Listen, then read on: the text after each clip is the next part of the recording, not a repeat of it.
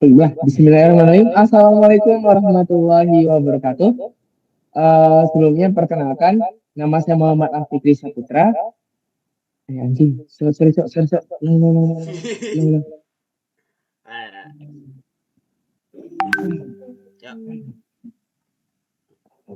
Baiklah, Bismillahirrahmanirrahim. Assalamualaikum warahmatullahi wabarakatuh.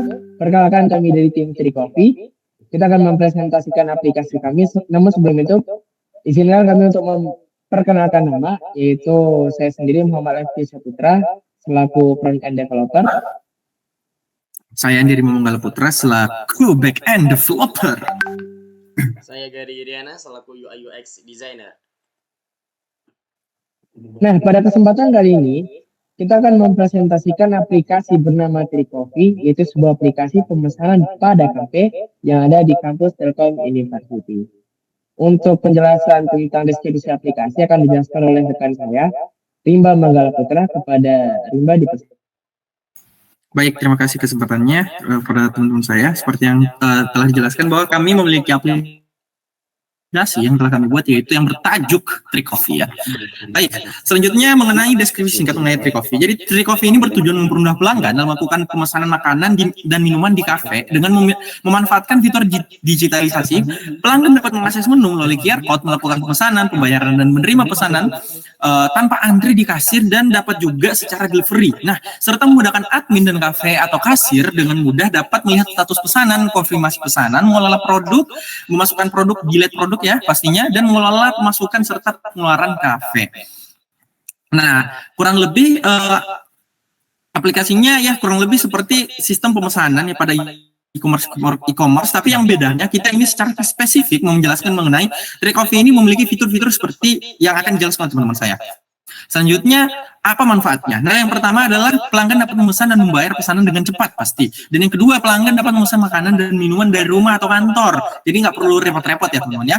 Dan yang ketiga, pelanggan dapat melihat menu dan harga secara lengkap melalui aplikasi Trikopi itu sendiri. Yang keempat, yaitu efisiensi waktu dan tenaga, yang mana kita nggak perlu ngantri, langsung gercep lah, langsung datang, duduk, langsung QR dan pesen gitu. Dan yang selanjutnya ada kemudahan pastinya. Kemudahan yang seperti yang saya jelaskan tadi mengenai kemudahan aplikasi ini sangat untuk mudah diakses, digunakan, dan juga diimplementasikan di kafe-kafe maupun kafe kami sendiri yang pastinya namanya Trikopi gitu. Selanjutnya ada human interface, yang mana pengguna terdapat dua sudut pandang ya yang menggunakan aplikasi web Trikopi ini, yaitu yang pertama yaitu pengguna yang melakukan pemesanan produk ya dari Trikopi, dan juga admin kasir yang mengelola sistem dan keuangan. Mungkin kurang lebih deskripsinya akan dijelaskan lebih lanjut atau bisa nanti dibaca di proposal kami. Selanjutnya yaitu fitur aplikasi ya. Fitur aplikasi kurang lebih seperti ini, yaitu landing page yang terdapat beberapa fitur dan icon yang nanti akan dijelaskan oleh teman-teman saya. Dan selanjutnya ada fitur search juga. Di fitur search juga terdapat search pastinya untuk mengedirect produk yang ingin kita pesan pastinya, dan itu akan dijelaskan lebih lanjut detailnya oleh teman saya. Selanjutnya yang paling penting, register dan login, yang mana apabila user belum memiliki akun maka harus register terlebih dahulu, karena apabila ingin melakukan pemesanan user pastinya harus memiliki akun untuk bisa melakukan pemesanan. Dan juga login. Nah, login diri bisa terdapat dua session. Yang pertama yakni pelanggan ya, sebagai user atau user pelanggan, dan juga admin pastinya. Nah, selanjutnya lokasi Trikopi dan customer service pastinya di aplikasi kami, di web kami itu terdapat ya. Nanti ditampilkan oleh teman saya. Selanjutnya ada CRUD, melanjutkan pesanan user dan pelanggan. Dan seperti ini tampilannya. Untuk kurang lebihnya fungsionalnya akan dijelaskan teman saya. Seperti ada icon card, dan lanjutnya bisa diedit kuantitinya dan seterusnya. Terus proses untuk pembayaran juga bisa dilihat di sini, dan mengisi data pemesanan untuk dilanjutkan pembayaran seperti yang saya tunjukkan ini ya. Dan selanjutnya, dan apabila berhasil akan menghasilkan icon pop up sukses seperti itu. Dan juga view frame kategori tag dan produk pada sesi admin. Nah, seperti ini kategori, tag list, dan terdapat edit dan hapus ya, tag list dan produk ini. Dan untuk bisa juga ada tag list dan view pastinya, dan juga beberapa deskripsi ya, mengenai produk yang ini yang dimasukkan oleh admin pastinya, dan juga produk yang lewat admin gitu. Oke, dan seterusnya kurang lebih seperti ini ya untuk crude tag, crude kategori dan crude produk seperti itu ya. Oke, dan juga terdapat kendala dan kekurangan dan kendala. Yang pertama yaitu kekurangan waktu ya pastinya, dan yang kedua menggunakan API Raja Objek kan tapi belum maksimal dalam penggunaannya. Nah, dalam hal ini karena untuk mengintegrasikan sistem tersebut kami belum sempurna ya, karena dari poin pertama kekurangan waktu. Dan solusinya yaitu solusi kami tawarkan berupa penambahan waktu dalam pengembangan untuk memastikan fitur-fitur yang belum sempat terselesaikan dan terintegrasi dengan sistem yang sebelumnya telah kami buat. Nah, rencana pengembangan kami yang belum selesaikan itu pertama adalah metode pembayaran, frame-nya seperti ini. Selanjutnya status pembayaran yang sudah beres itu yang pesanan yang sudah beres hijau, dan yang belum itu yang merah seperti ini. Dan pengolahan keuangan terdapat masukan pengeluaran tanggal bulan tahun keterangan dan total. Ya kurang lebih seperti ini, dan riwayat pemesanan belum memiliki frame design, dan itu kurang lebih untuk pengembangan aplikasi. Silakan saya kembalikan kepada Muhammad Al-Fikri. Nah, baiklah, selanjutnya untuk demo aplikasi, tampilan pertama user akan dijelaskan oleh rekan saya Gary Iriana. Kepada Gary di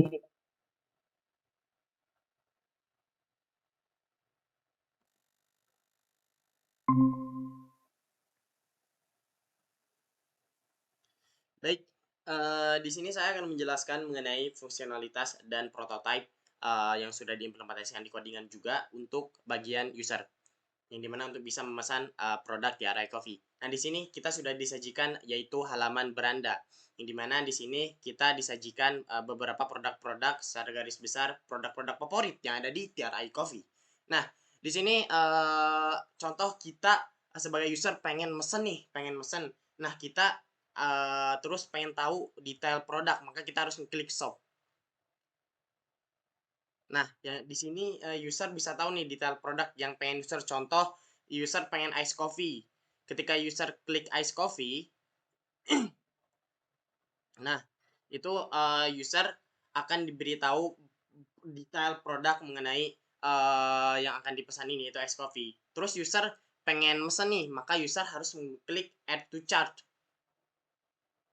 Nah, di sini sistem akan memberikan pop-up bahwa telah berhasil ditambahkan ke add to cart.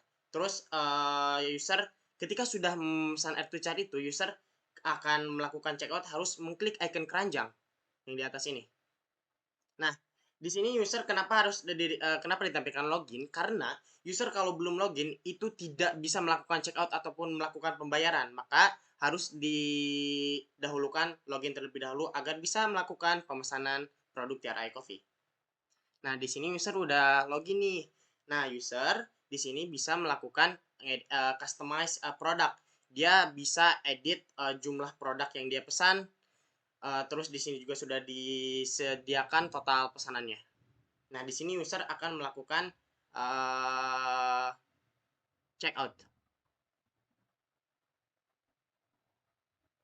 Nah, ketika sudah mengklik button proses checkout, di sini user akan disajikan tampilan biodata untuk mengisi, yang dimana di sini user juga bisa pesan jarak jauh. Nih user bisa isi alamat nih untuk dipesan, untuk dikirim produknya kemana. Nah, di sini juga user harus mengisi semua biodata agar bisa melanjutkan ke proses selanjutnya, yaitu metode pembayaran, yaitu dengan klik place order.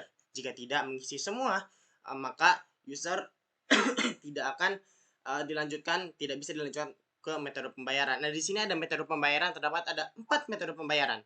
Ketika user mengklik salah satu, itu akan memberikan pop-up bahwa pembayaran berhasil. Nah, itulah demo aplikasi dari tampilan user, yang dimana user itu memesan produk TRI Coffee dari segi makanan ataupun minuman, yang diakhiri dengan proses logout. Oke, baik Mas Fikri, bisa logout terlebih dahulu. Nah, di sini user udah logout. Maka dari itu, itulah penjelasan sekian dari saya untuk tampilan user. Untuk penjelasan mengenai fungsionalitas dan prototype yang sudah diimplementasikan ke codingan dari POV admin, itu akan dijelaskan oleh rekan saya Muhammad Al-Fikri Saputra. Waktu dan tempat saya berikan.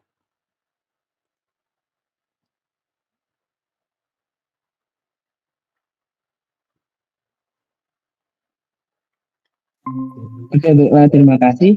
kepada saudara Dori. Saya akan menjelaskan tampilan admin dari aplikasi ini. Pertama tentu kita melakukan login sebagai admin dan akan langsung di redirect ke tampilan dashboard admin. Di sini ada beberapa manajemen produk yang dapat dilakukan oleh admin. Pertama tentunya menambahkan kategori list, yang mana admin dapat melakukan penambahan kategori, misalnya kategori minuman, dan juga di sini dapat menambahkan foto dari kategorinya. Nah, di sini kita bisa men-set minuman ini akan menjadi parent atau akan menjadi child dari kategori yang ada dalam aplikasi ini. Setelah itu kita dapat melakukan save. Nah, di sini admin juga dapat melakukan edit jika seandainya ada perubahan dalam kategorinya, atau melakukan delete kepada salah satu kategori yang terdapat pada produk ini. Nah, selanjutnya ada manajemen produk checklist untuk menentukan tipe dari makanannya itu large, medium, small, atau tiny. Di sini juga admin dapat mengedit atau melakukan delete terhadap checklist yang ada pada produk-produk di aplikasi ini. Nah, selanjutnya di sini admin dapat melakukan penambahan produk yang ada dalam aplikasi ini. Nanti yang pertama akan memasukkan kategori yang telah kita inputkan tadi, bisa itu kopi, ice coffee, burger, tea, atau minuman yang baru tadi kita masukkan. Di sini kita dapat memilih produknya tersebut dalam size large, medium, small, atau tiny.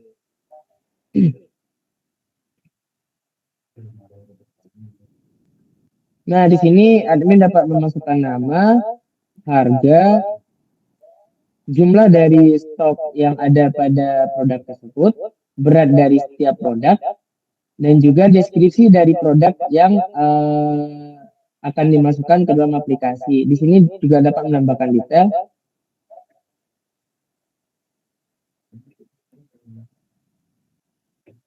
Nah, setelah itu admin dapat menambahkan foto dari produk yang dimasukkan.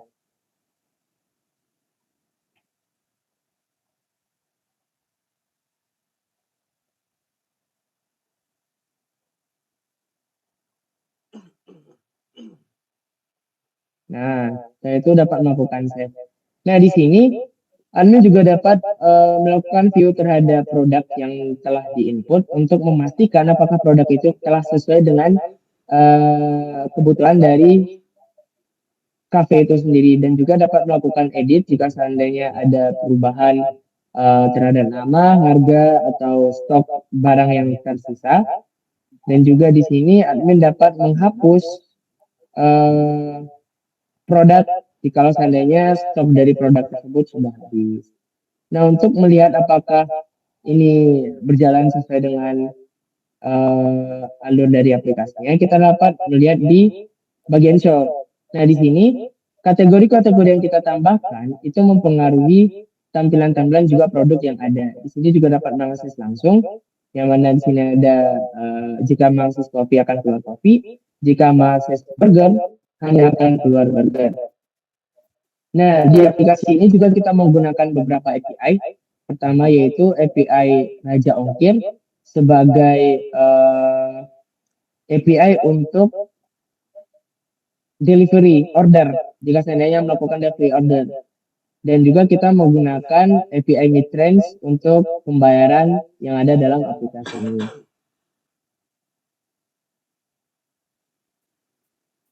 Baiklah, mungkin sekian, terima kasih presentasi aplikasi dari kita.